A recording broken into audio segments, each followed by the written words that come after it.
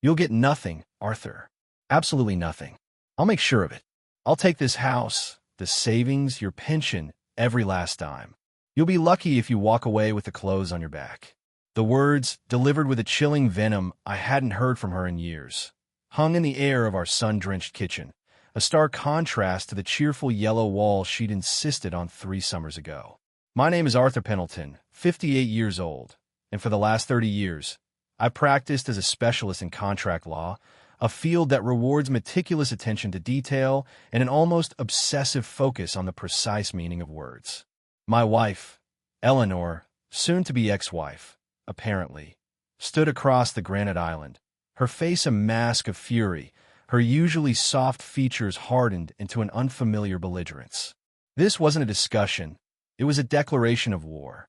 I took a slow sip of my Earl Grey tea, the porcelain cup warm in my hands. I didn't raise my voice, didn't return her glare. Instead, I felt a strange, almost detached calm settle over me, the kind of quiet focus that descends when I'm dissecting a particularly convoluted piece of contractual language. "Eleanor," I began, my tone even, "I understand you're upset. Perhaps it would be best if we discuss the division of assets through our respective legal counsel. I'm sure we can reach an equitable arrangement." Her laugh was short, sharp, and devoid of humor. "Equitable?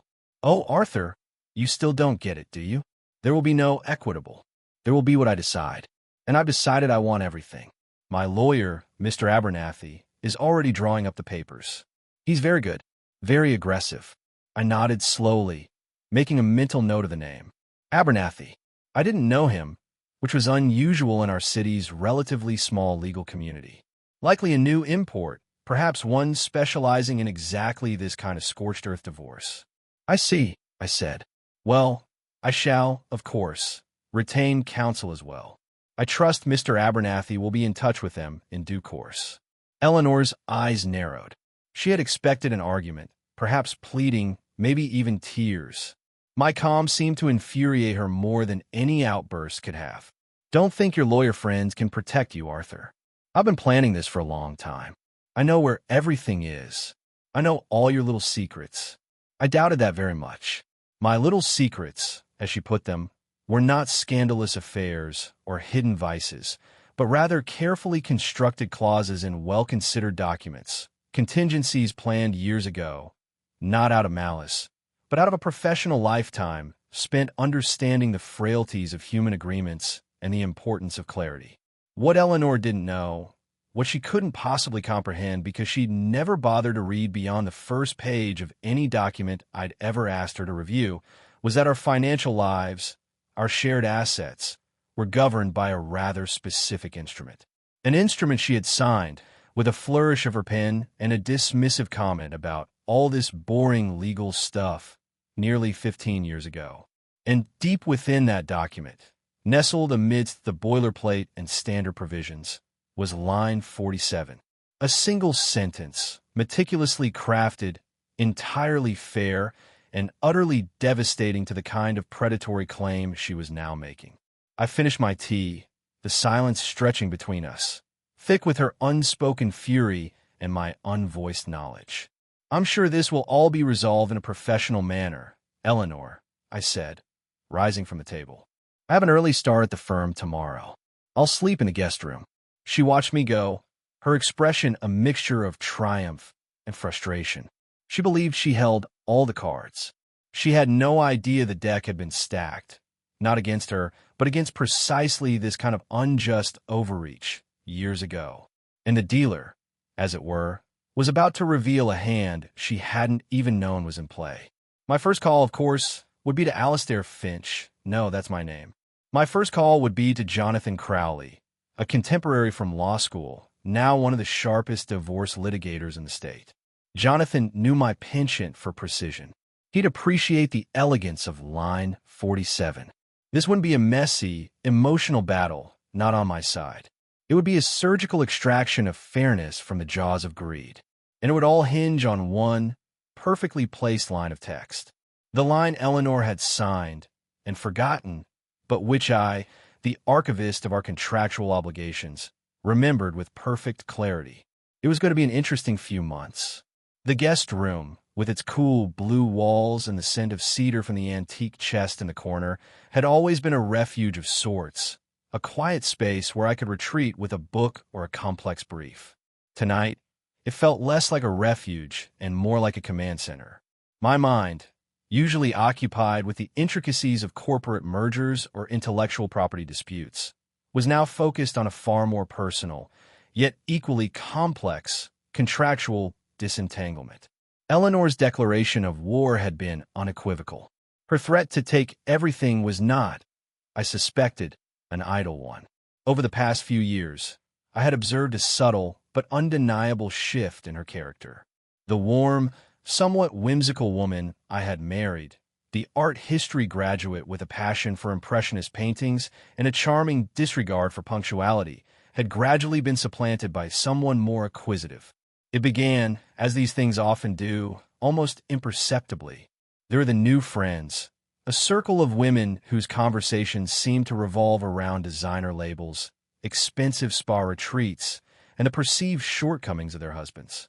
Eleanor, who had once been content with our comfortable but unostentatious lifestyle, started making comments about our dated kitchen, the inadequacy of our 10-year-old sedan, the necessity of a second home in a more fashionable locale. Her spending increased, not wildly at first, but steadily. There were unexplained credit card bills for boutiques I'd never heard of, mysterious withdrawals from our joint savings account, always with a plausible, if somewhat vague, explanation, a little something for myself, darling, or helping out a friend in a tight spot. I hadn't confronted her, not directly. Confrontation was rarely productive with Eleanor. It usually led to tears, accusations of me being unsupportive or controlling, and an eventual, grudging retreat on my part, simply to keep the peace. Instead, I had observed, I had noted, and I had quietly, meticulously adjusted our financial arrangements. This was where the postnuptial agreement came into play. About 15 years ago, after I received a significant inheritance from my uncle, an inheritance I intended to keep separate as per his wishes and for the long-term security of our children, who were then in high school, I had suggested to Eleanor that we formalize our financial understanding. It's just good practice, my dear, I'd explained, to ensure clarity, to protect both our interests, especially with this new capital. It's what any responsible couple would do. She had waved her hand dismissively. Oh, Arthur, you and your papers. It's so terribly unromantic. But fine, if it makes you happy. Just tell me where to sign. I had, of course, insisted she review it with her own solicitor. She'd met once, for perhaps 30 minutes, with a young lawyer recommended by one of her new friends, a lawyer who, I later discovered, specialized more in minor traffic offenses than complex financial agreements. Eleanor had returned from that meeting proclaiming the document perfectly fine, if a bit boring, and had signed it in my study, her penmanship a flamboyant flourish across the signature lines, her attention already drifting towards a glossy magazine article about Tuscan villas. And within that boring document, on page 3, was line 47.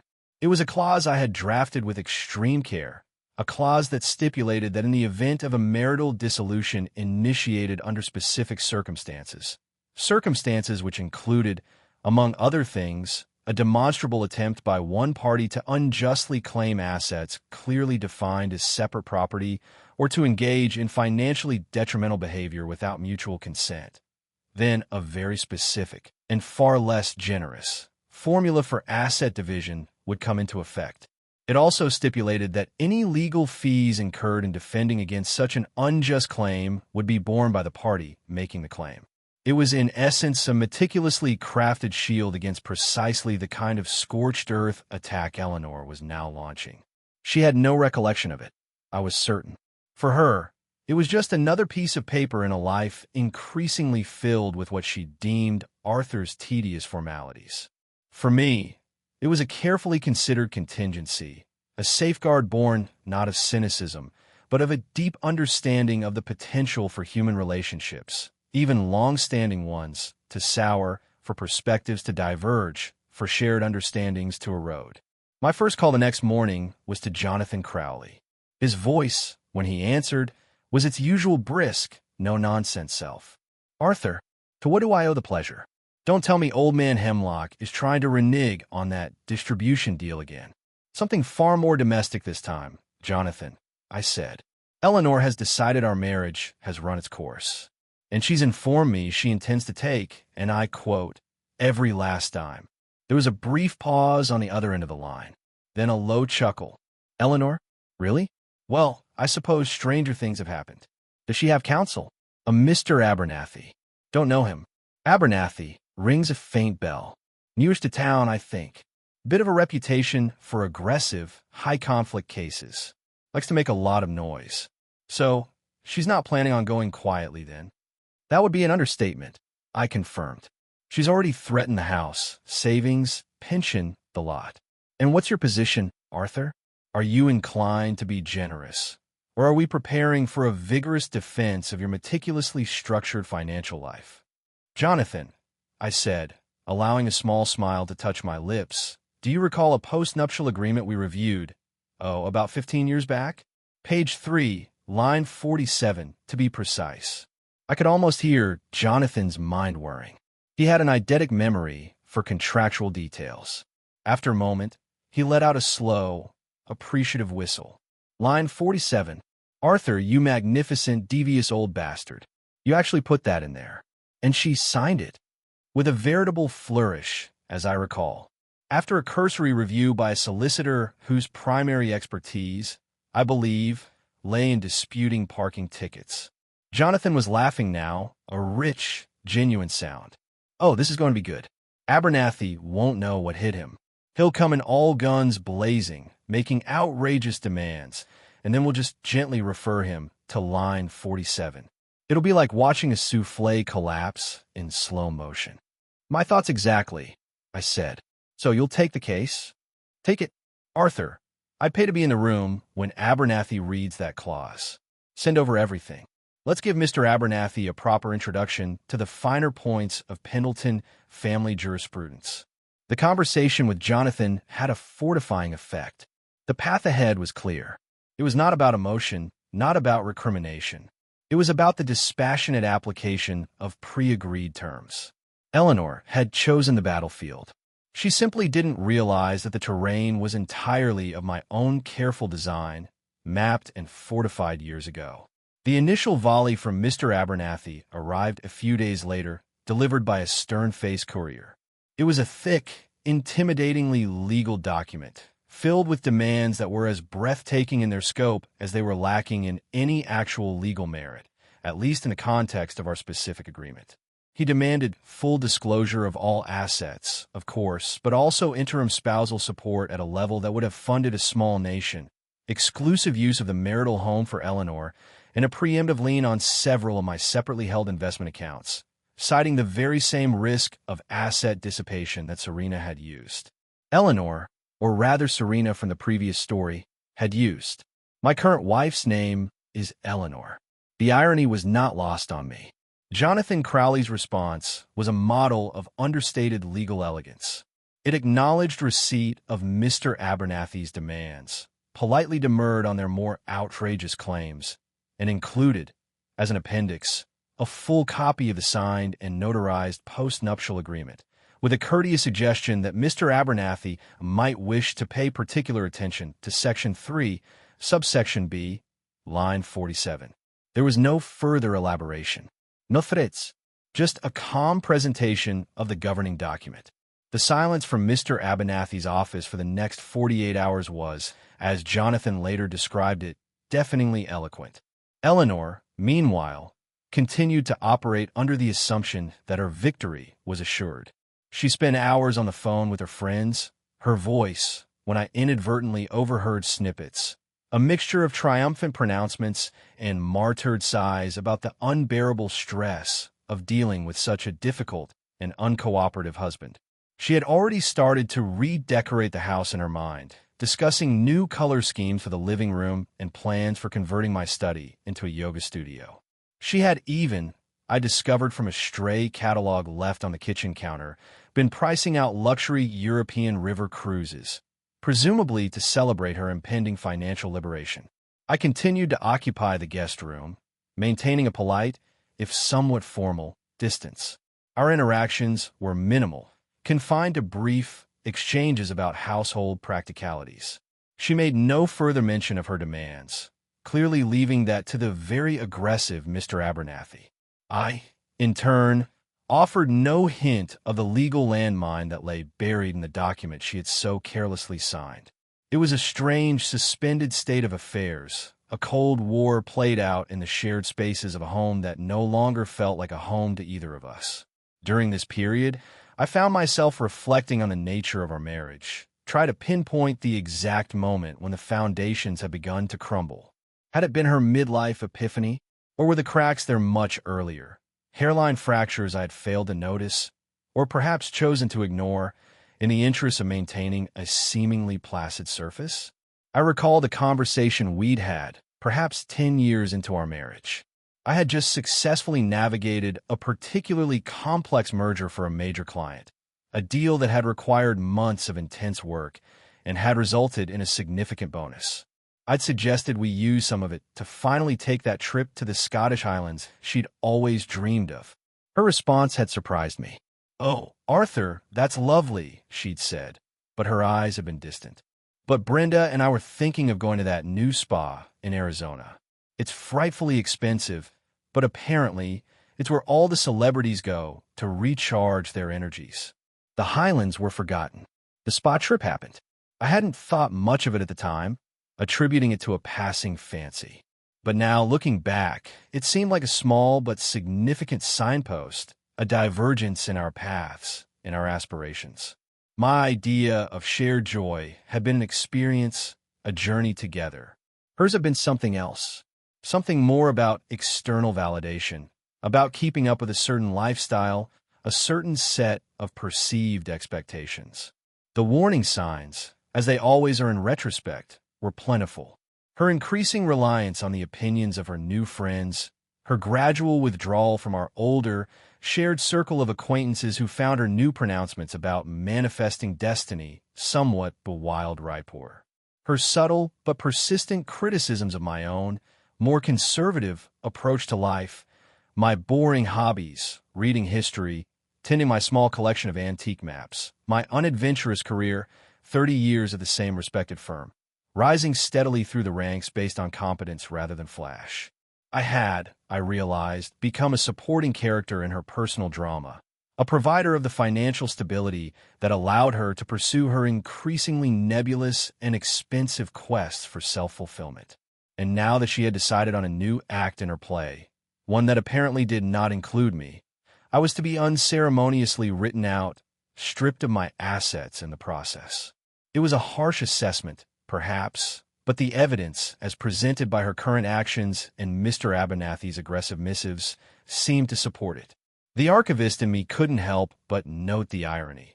Eleanor, the art history graduate, had failed to appreciate the value of the original work, preferring instead a series of increasingly poor reproductions of someone else's idea of happiness.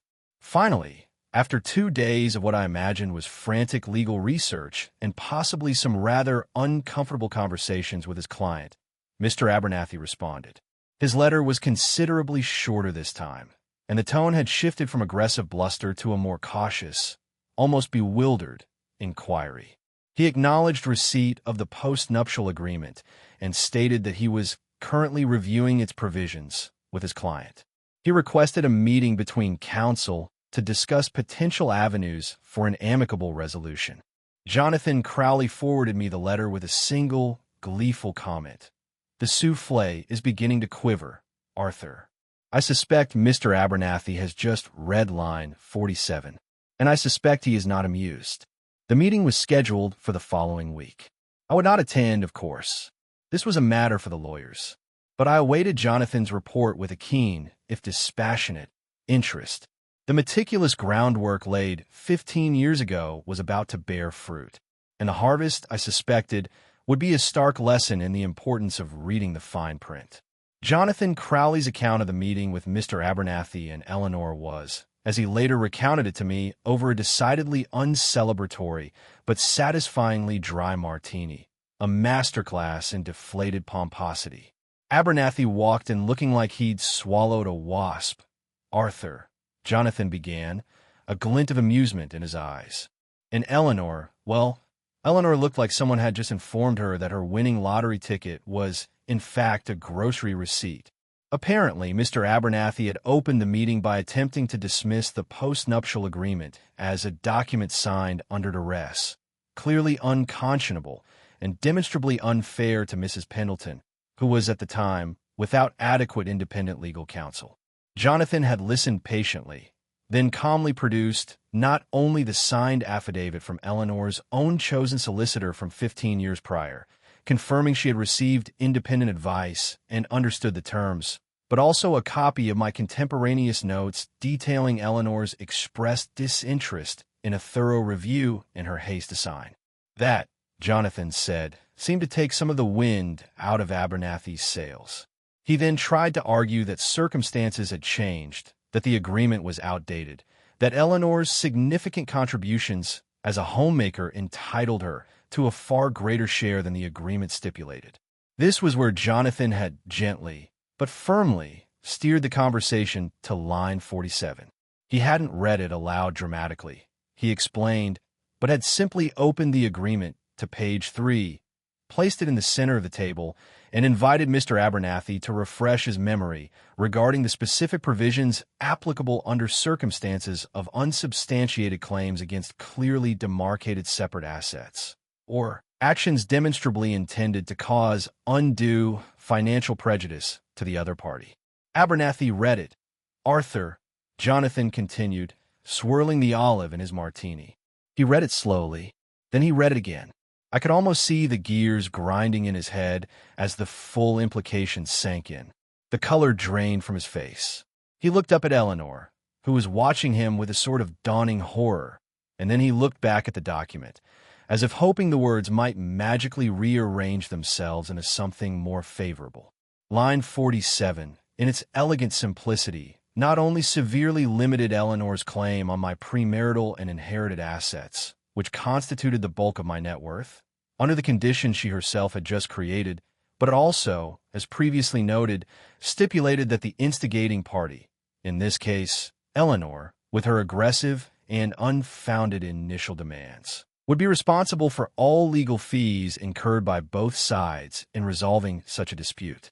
When Abernathy finally spoke, Jonathan said, his voice was several octaves lower. He said something to the effect of, Mrs. Pendleton, I believe we may need to recalibrate our initial assessment of your entitlements.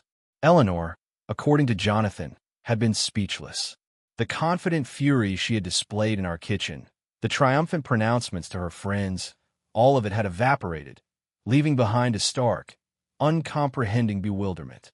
The very document she had dismissed as boring legal stuff had just become the arbiter of her financial future, and its judgment was not in her favor. The rest of the meeting, Jonathan concluded, was remarkably subdued. Abernathy made a few noises about fairness and equity, but his heart clearly wasn't in it. He knew he was beaten, not by legal fireworks, but by meticulous, long-term planning and a single, perfectly drafted sentence. He asked for time to consult with his client and reevaluate their position. I, of course, graciously agreed. The following days brought a flurry of increasingly desperate and progressively more reasonable settlement offers from Abernathy's office. The initial demand for everything had now dwindled to a request for a slightly more generous portion of the truly joint marital assets, the equity in the house, which we would sell, the contents of our joint checking account, and a small, shared investment portfolio that I had deliberately kept outside the preservation trust. There was no more talk of my pension, my inherited properties, or the substantial assets held within the trust. Line 47 had done its work. Eleanor herself remained conspicuously silent. I saw her occasionally in the house, her movements tentative, her usual ebullience replaced by a quiet, almost furtive demeanor. The yoga studio plans for my study were, I presumed, on indefinite hold. The European River Cruise catalogs had disappeared from the kitchen counter. She looked diminished, not in a way that brought me any particular joy, but simply as a person who had come face to face with the unwelcome consequences of her own misjudgments and overreach. There's a part of me, the husband of 26 years, that felt a pang of something akin to pity. But the contract lawyer, the archivist of agreements, knew that this outcome was not a punishment, but a simple adherence to terms she herself had accepted, however carelessly. The universe, or at least the small corner of it governed by contract law, had a way of enforcing its own particular brand of karma. The final settlement agreement was drafted by Jonathan, reviewed by Abernathy, who, by all accounts, was now a model of cooperative deference, and presented to Eleanor and me for signing. It was fair. It was equitable within the parameters of our postnuptial agreement. I would retain my separate property, my pension, and the assets within the trust. Eleanor would receive a comfortable, but by no means extravagant, share of the marital home's proceeds and our joint liquid assets. Crucially, as stipulated by line 47, she would also be responsible for Mr. Abernathy's undoubtedly substantial legal fees, and, as a gesture of goodwill on my part, which Jonathan advised against but I insisted upon, I waived my right to claim my own legal fees from her, though line 47 would have permitted it. There was no need for further financial salt in the wound. The point had been made. We signed the documents separately in our respective lawyers' offices. There were no histrionics, no last-minute dramas, just the quiet scratch of pens on paper, a formal end to a chapter that had, in truth, concluded emotionally years before.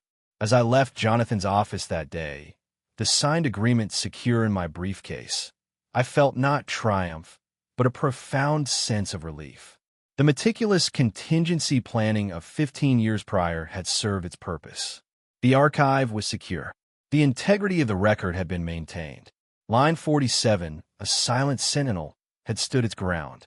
The process of physically separating our lives unfolded with a quiet, almost mournful efficiency. The house, our home for over 2 decades, was put on the market. Eleanor, with the assistance of a professional moving company, the cost of which, I noted with a certain archival detachment, was likely eroding her settlement at a brisk pace, began to pack her belongings. There was an unspoken agreement between us to avoid unnecessary interaction. We moved around each other like ghosts in a familiar landscape, the silence punctuated only by the sound of packing tape and the occasional thud of a closing box. I found myself observing her during this period, not with animosity, but with a kind of detached curiosity.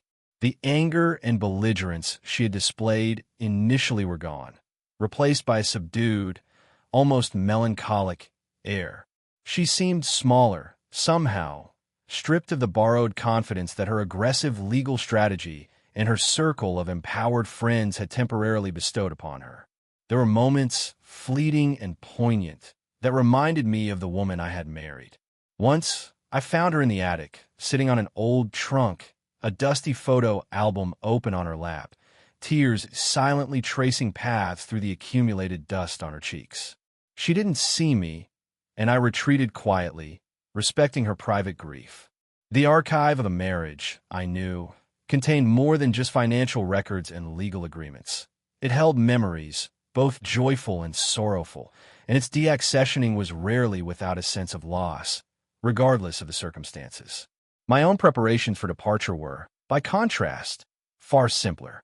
My life, even within the marriage, had always been more self-contained. My books, my antique maps, my research papers, these were easily boxed. The assets protected by the Alastair Finch Preservation Trust required no physical relocation. Their security was in their legal structure, not their geographical placement. I had already found a new residence, a charming, if somewhat compact, apartment in a historic building downtown, closer to my firm and the various libraries and archives I frequented. It was a space that suited my quieter, more scholarly inclinations. One afternoon, as Eleanor was supervising the movers loading a particularly ornate and, in my opinion, rather garish chaise lounge she had purchased during her Tuscan villa phase, Mr. Abernathy made an unexpected appearance at the house. He looked harried, his usually slicked-back hair slightly askew. He asked to speak with Eleanor privately. I, of course, retreated to my study, but the raised voices from the living room were impossible to ignore. It seemed Mr. Abernathy was presenting his final bill, and Eleanor was, to put it mildly, unpleasantly surprised by its magnitude. Her shriek of, "But that's outrageous," you said, was clearly audible even through the closed study door. Line 47, it appeared, was delivering its final, painful sting. The responsibility for her own legal counsel's very aggressive and ultimately fruitless approach was now landing squarely on her shoulders. I felt no schadenfreude, only a grim affirmation of the principle that actions, especially ill-considered ones, have consequences. Later that day, after Abernathy had departed, looking even more harried, and the movers had finally rumbled away with the last of Eleanor's possessions, she found me in the nearly empty living room. The house felt vast and hollow, stripped of the accumulated detritus of shared life. She looked tired, her eyes red-rimmed. "He's charging me a fortune, Arthur," she said, her voice flat. "Abernathy," he said, "it's because of all the extra work involved in challenging the postnup." I nodded. "Aggressive strategies often incur significant costs, Eleanor, especially when they are not well-founded." She sank onto the one remaining armchair, a piece that had belonged to my grandmother and was destined for my new apartment. "I didn't understand, Arthur. I truly didn't. All those papers you used to make me sign, I just thought it was you being you. Meticulous. A bit fussy. I never imagined—" Her voice trailed off. "I never imagined it would actually matter. Words on paper always matter, Eleanor," I said, not unkindly. "That's the foundation of my profession. It's the foundation of any binding agreement." She was silent for a long moment, staring at the blank space on the wall where a large, abstract painting she'd adored, and I had privately loathed, used to hang. "What will you do now, Arthur?" she asked finally. "I have my work," I replied. "My research. My collections. I'll be quite content. Will you be lonely?" The question surprised me. It was a glimpse of the old Eleanor, the one capable of empathy, of concern beyond her own immediate desires. "Loneliness is a state of mind, Eleanor, not necessarily a reflection of one's company," I said. "I have found that a well-ordered life, filled with intellectual pursuits, can be remarkably fulfilling." She nodded slowly, as if absorbing a new, and perhaps unwelcome, piece of information. "I suppose you're right. I seem to have disordered my own life rather comprehensively." It was the closest she had come to an admission of fault, to an acknowledgement of her own role in the unraveling of our marriage and her current predicament. I didn't press the point. There was no need.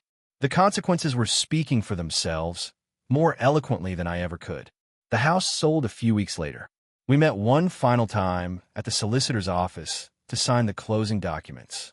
We were polite, distant, two strangers who had once shared a life, now merely co-signatories on a property transfer. As we left, walking out into the bright afternoon sun, Eleanor paused on the steps. "Arthur," she said, not looking at me, "for what it's worth, I am sorry for the way things ended, for the things I said." "I appreciate that, Eleanor," I replied. And I did. It was a small, belated acknowledgement, but it was something, an addendum to the archive. She nodded, then turned and walked away, disappearing into the bustling city street, a solitary figure heading towards an uncertain future. I watched her go, then turned in the opposite direction, towards my new apartment, my new life. A life governed by clarity, by precision, and by the quiet, unshakable security of well-drafted, meticulously observed agreements. Line 47 was no longer just a clause in a document. It was a symbol of the quiet power of preparedness, a reminder that sometimes the most effective defense is the one laid down years in advance, waiting patiently in the archives of one's life. My new apartment, though smaller than the house, quickly began to feel like home. The high ceilings and tall windows gave it an air of spaciousness, and the built-in bookshelves were soon filled with my cherished volumes. I arranged my antique maps in the study, their faded lines and forgotten place names a constant source of quiet fascination. Life settled into a new rhythm, one dictated by my own preferences and pursuits rather than the increasingly erratic tempo of Eleanor's quest for self-discovery. My work at the firm continued to be engaging. I took on a complex case involving a disputed historical manuscript, a task that combined my legal expertise with my passion for archival research. It was intellectually stimulating, demanding the kind of meticulous attention to detail that I thrived on. I reconnected with old friends, colleagues from the university, fellow members of the Antiquarian Society, people with whom I shared genuine intellectual interests, conversations that didn't revolve around spa retreats or the pronouncements of self-proclaimed gurus. Jonathan Crowley and I established a regular Thursday evening tradition of a chess game and a single malt whiskey at a quiet club downtown. Our conversations range from legal strategy to historical debates, a comfortable camaraderie built on mutual respect and shared intellectual curiosity. He rarely mentioned Eleanor, and I was grateful for his discretion. The past was the past. The present and future were what mattered. About 6 months after the divorce was finalized, Jonathan forwarded me an article from a local business journal. It was a rather unflattering piece about a series of failed wellness workshops and a defunct online crystal emporium linked to a Mr. Zephyr. Apparently, his Global Awakening Institute had run afoul of trading standards, and several disgruntled graduates were contemplating legal action, claiming they had been duped into investing in a fraudulent scheme. It seems, Jonathan had scribbled in the margin, that Mr. Zephyr's chakras are no longer quite so aligned with financial solvency. One shudders to think what line 47 of his contractual agreements might contain, if indeed he possesses any. I allowed myself a small, dry smile. It appeared that the universe, or perhaps just the mundane workings of regulatory bodies, was indeed delivering its own form of contractual karma. I heard very little about Eleanor directly. Occasionally, a mutual acquaintance would mention seeing her. She had, apparently, moved into an even smaller apartment after her initial settlement funds began to dwindle, a consequence, no doubt, of Mr. Abernathy's fees and her own continued, if somewhat curtailed, penchant for what she termed essential luxuries. She was reportedly attempting to relaunch her pottery career, though with limited success. There was no malice in these reports, just a sense of a life recalibrating, of aspirations meeting the hard edge of reality. One rainy afternoon, I was browsing in a secondhand bookstore, a favorite haunt, when I encountered her. It was unexpected, and for a moment awkward. She looked different, thinner, certainly, and the expensive, flamboyant clothes had been replaced by something far more practical, almost subdued. The brittle confidence was gone, replaced by a hesitant uncertainty. "Arthur," she said, a faint blush rising on her cheeks. "Hello, Eleanor," I replied, my tone polite, neutral. We stood there for a moment, surrounded by the comforting scent of old paper and binding glue, two relics from a shared archive. I've been taking a course," she volunteered, gesturing vaguely towards the art section. "Céramique glazing technique. It's quite fascinating." "That sounds interesting," I said, and it did. It sounded like something the Eleanor I had first known, the art history student with a genuine passion, might have pursued.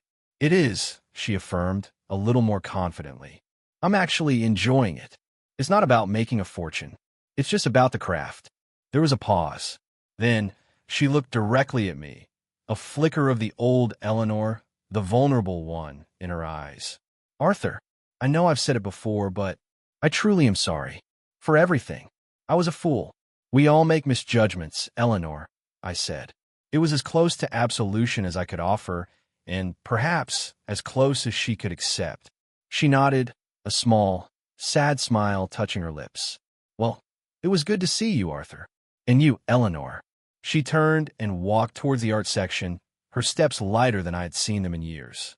I watched her for a moment, then returned to my perusal of the history shelves. It was a brief encounter, an unexpected addendum to a closed file. But it felt complete. The anger, the disappointment, the weariness of the legal battle, all of underscored had faded, leaving behind only the quiet hum of a life well-ordered, a future unencumbered. My archive was secure, its integrity preserved, and line 47, that meticulously crafted sentinel, had done its duty, ensuring not victory, but fairness.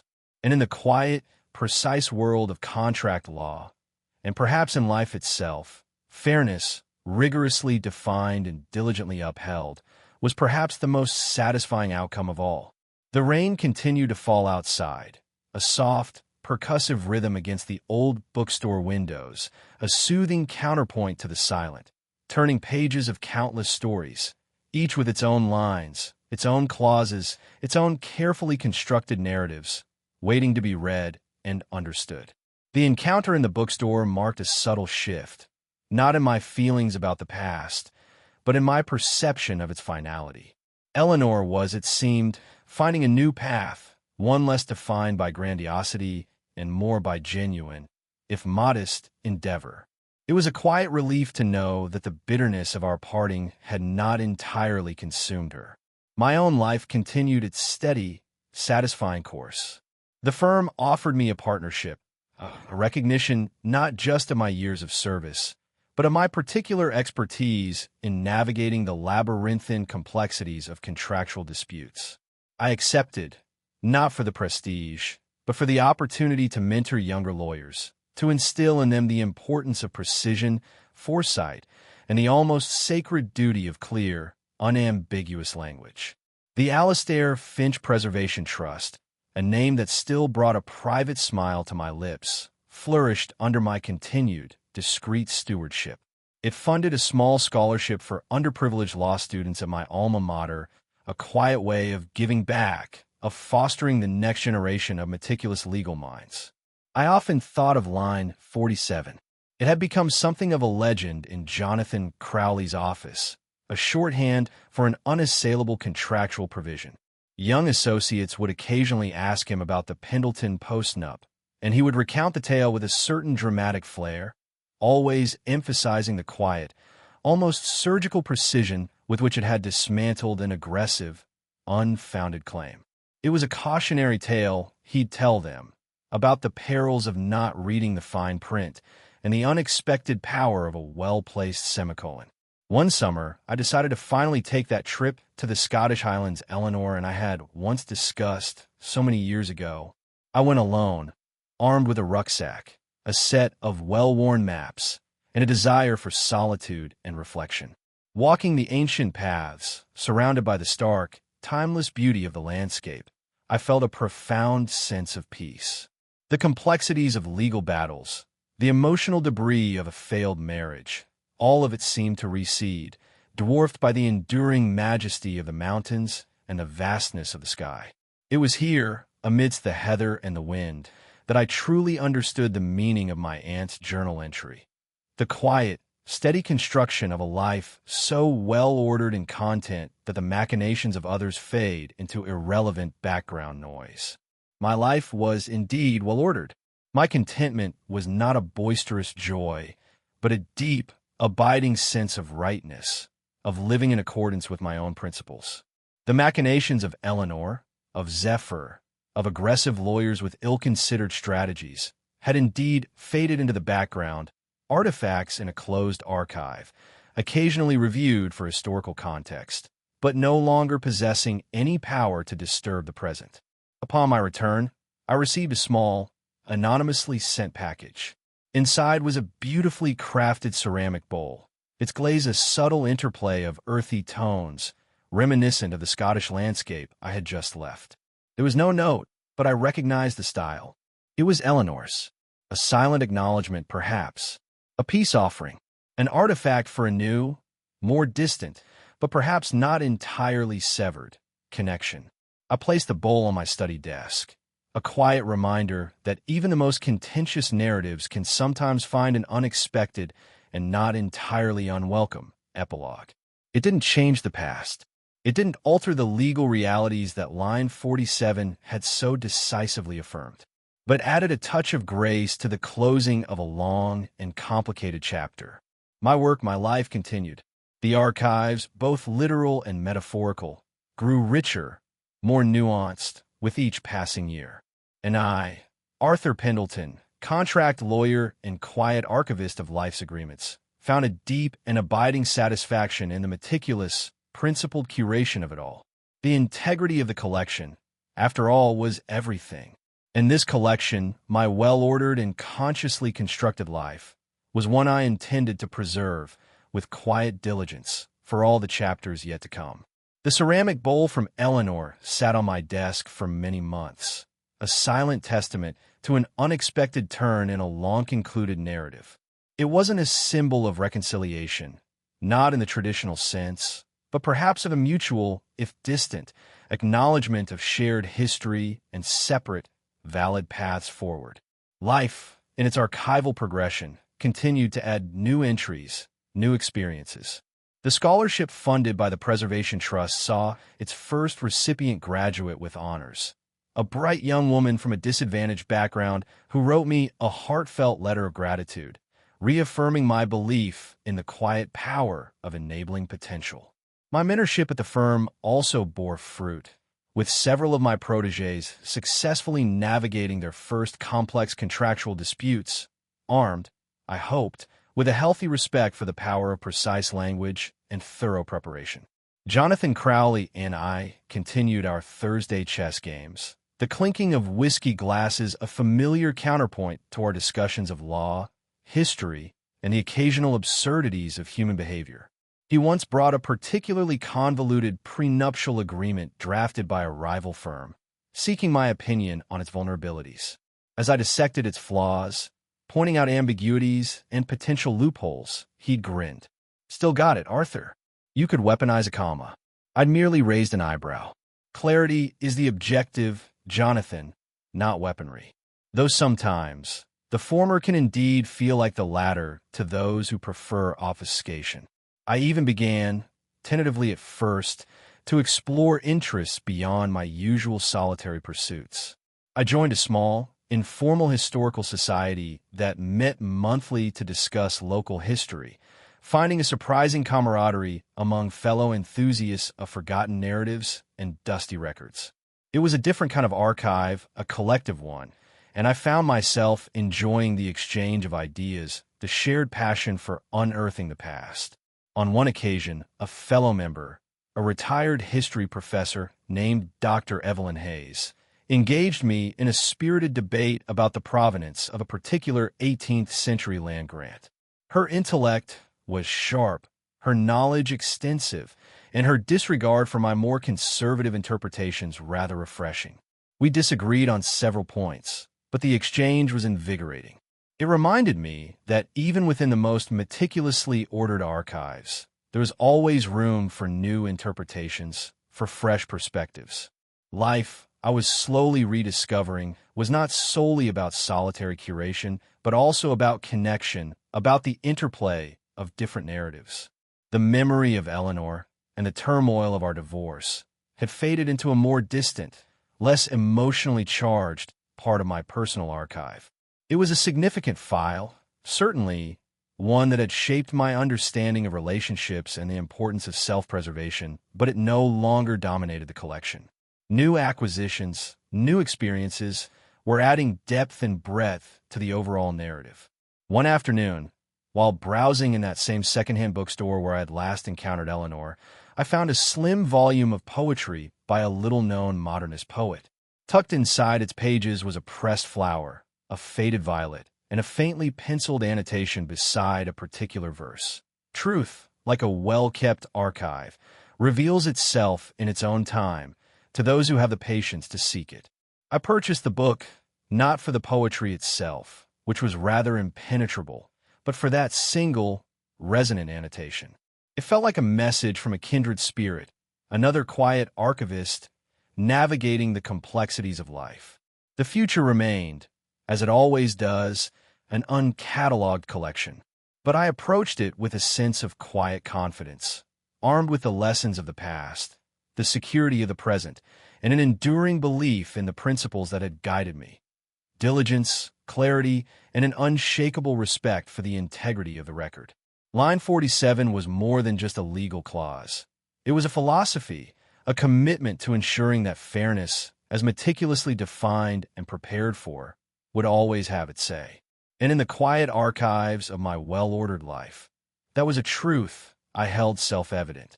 The narrative continued, page by page, entry by entry, each one curated with the care and precision of a life consciously lived. The quiet rhythm of my post-divorce life, meticulously curated and predictably calm, was punctuated one late autumn afternoon by an unexpected phone call. It was Clara, Eleanor's elder sister, a sensible, down-to-earth woman whom I had always respected. Her voice was hesitant. "Arthur, it's Clara. I hope I'm not disturbing you." "Not at all, Clara," I replied, genuinely surprised. We hadn't spoken directly in years, though I occasionally heard news of her through the thinned-out family grapevine. "Eleanor, she's not well, Arthur," Clara said, her voice strained. "She had a fall a few weeks ago, broke her hip. She's been in a rehabilitation facility, but things are complicated. Her recovery is slow, and, well, her husband, Gregory, he's been rather overwhelmed. And frankly, not as supportive as one might hope." I listened, a familiar sense of archival detachment settling over me as I processed this new, unwelcome data. Eleanor, unwell. Gregory, the steady accountant, proving less steady in a crisis. "The main issue, Arthur," Clara continued, sounding distressed, "is financial. Gregory is saying her medical bills are astronomical and that Eleanor's savings are depleted. He's talking about selling her share of the small cottage her parents left us, the one we all share, to cover costs. Eleanor is devastated. She called me in tears." I frowned. Eleanor's settlement, while not a king's ransom, had been substantial enough to cover her living expenses and a reasonable medical emergency, if managed prudently. Depleted? "Clara, that seems unlikely given the timeline and the sums involved, unless there has been significant mismanagement or other expenditures." "That's what I thought," Clara said, a note of frustration in her voice. "Gregory is very controlling with the finances now. He says Eleanor's not in a fit state to discuss money. He's pushing for her to sign papers, power of attorney, things like that. It all feels very rushed and wrong. Arthur, I know it's a lot to ask after everything, but Eleanor mentioned you. She said you always knew how to make sense of complicated papers. She asked if you might be willing to just look at things unofficially, to see if Gregory is being straight with us." I was silent for a moment. My history with Eleanor was complex, to say the least. But this wasn't about Eleanor, the ex-wife who had tried to fleece me. This was about Eleanor, the mother of my children, though they were grown and independent, a woman now vulnerable, potentially being exploited by a new husband. The archivist in me, the part that abhorred injustice and financial obfuscation, stirred. "Clara," I said slowly, "if Eleanor is genuinely at risk of being financially exploited, and if she herself has requested my perspective, then yes, I would be willing to review any documents Gregory is asking her sign. Purely as an informed observer, of course. I'm not her legal counsel." Relief flooded Clara's voice. "Oh, Arthur, thank you. I knew you'd understand. It's just..." Line 47. Eleanor actually remembered it. She said, "Arthur always had a line 47 for everything. She thinks Gregory might be trying to pull a fast one, and she doesn't trust him to explain things clearly." The irony was almost too perfect. Line 47, the symbol of my defense against her, now being invoked, however vaguely, as a potential shield for her. Life, it seemed, had a peculiar, circular way of cataloging its narratives. I agreed to meet Clara at the rehabilitation facility the following day. I would go not as an ex-husband, nor as a friend, but as what I had always been, a meticulous examiner of documents, a seeker of clarity in the often murky waters of human agreements. Gregory Thorne would likely not appreciate my presence. But then, Mr. Abernathy hadn't appreciated line 47 either. Some principles, it seemed, were universally applicable, regardless of the archive in question. This was a new, unexpected acquisition for the record, a chance, perhaps, to ensure that fairness, once again, prevailed. The archivist, it seemed, had one more file to review. The rehabilitation facility was a modern, sterile building, all polished linoleum and hushed efficiency. Clara met me in the lobby, her face etched with worry. "Thank you again for coming, Arthur. Eleanor's in room 20B. Gregory is with her now. He arrived just before you did. He wasn't pleased when I said you were coming to offer a second opinion on some papers. I imagine not, I said dryly. My presence was an unscheduled variable in his carefully managed equation. We walked to Eleanor's room. She was propped up in bed, looking pale and considerably older than when I'd last seen her at the gallery opening. Her eyes, though, still held a spark of their old fire, and they lit up with a complex mixture of relief and trepidation when she saw me. Gregory Thorne stood by the window, a portly man with a neatly trimmed gray beard and an air of aggrieved authority. He turned as we entered, his expression tightening into a frown. "Arthur," Eleanor said, her voice weak but clear. "Thank you for coming. This is my husband, Gregory Thorne." Gregory offered a curt nod, not extending his hand. "Mr. Pendleton, I wasn't aware Eleanor required external consultation on our private family matters. Eleanor asked me to be here, Mr. Thorne."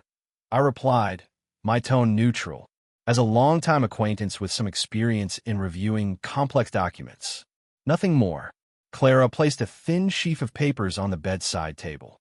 "These are the documents Gregory was hoping Eleanor would sign today, Arthur. A durable power of attorney and some consents regarding her medical and financial decisions." I picked up the papers. My years of contract law kicked in instinctively. I began to read, my eyes scanning the dense legalize, a familiar process. Gregory watched me, his arms crossed, a muscle twitching in his jaw. Eleanor and Clara watched him, then me, a silent, anxious audience. The documents were, on the surface, standard, but as I delved deeper, I noted several clauses that were unusually broad. The power of attorney, for instance, granted Gregory sweeping, almost irrevocable, control over all of Eleanor's assets, including her share of the family cottage, with very limited oversight or requirement for accountability. It also included a clause that would allow him to sell assets as he deemed necessary for her care without further consent, even if Eleanor regained full cognitive capacity. "Mr. Thorne," I said, looking up after a thorough 10-minute review, "this power of attorney is remarkably comprehensive.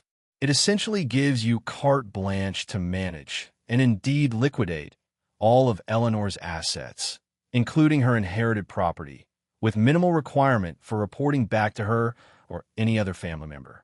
Is there a particular reason for such unrestricted authority at this stage of her recovery?" Gregory bristled. "Eleanor's care is expensive. I need the flexibility to ensure her bills are paid without bureaucratic delays. It's for her own good."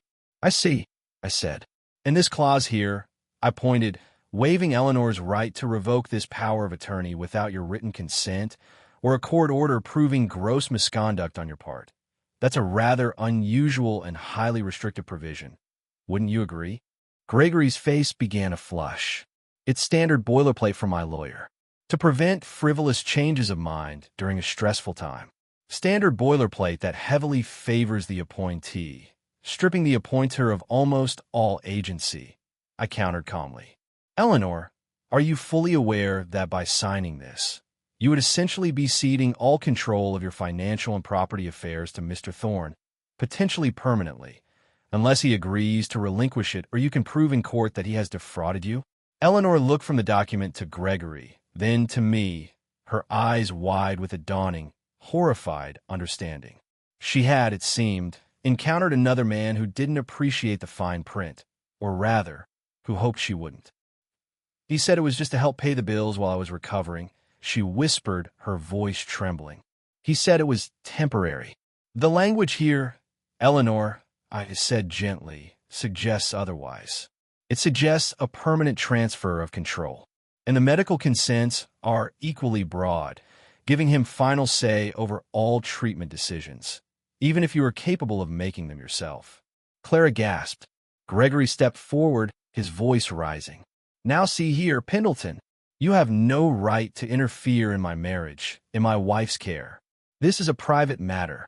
When it involves documents that could potentially dispossess Eleanor of her assets and her autonomy, Mr. Thorne," I replied, my voice hardening almost imperceptibly, And when she has specifically requested my opinion due to concerns about clarity and fairness, it becomes a matter of ensuring her interests are protected. And frankly, these documents, in their current form, do not appear to prioritize Eleanor's long-term agency or financial security. They prioritize your control. I turn to Eleanor. Eleanor, you should not sign these papers without independent legal advice from your own solicitor, someone who represents your interests exclusively, someone who can explain every line, every clause, and ensure that any agreement truly reflects your wishes and protects your future. Eleanor looked at Gregory, then back at me. The fear in her eyes was slowly being replaced by a familiar spark of resolve. The same resolve that had, however misguidedly, fueled her demands during our divorce. This time, however, it was aimed at a new antagonist. "No," she said, her voice gaining strength. "No, Gregory, I won't sign them. Not like this. I want my own lawyer to see them. I want Clara to help me find someone." Gregory Thorne's face was a mask of fury. He had clearly expected a quick, easy acquisition of control. He had underestimated Eleanor, and he had certainly not factored in the reemergence of her meticulous, contract-savvy ex-husband. Line 47, in spirit if not in letter, had made another unexpected appearance. The archivist had, once again, helped to preserve the integrity of the record, and in doing so, protected the vulnerable from those who would seek to rewrite it for their own benefit. Some habits, it seemed, were indeed for life, and the habit of ensuring fairness through clarity was one I would never relinquish.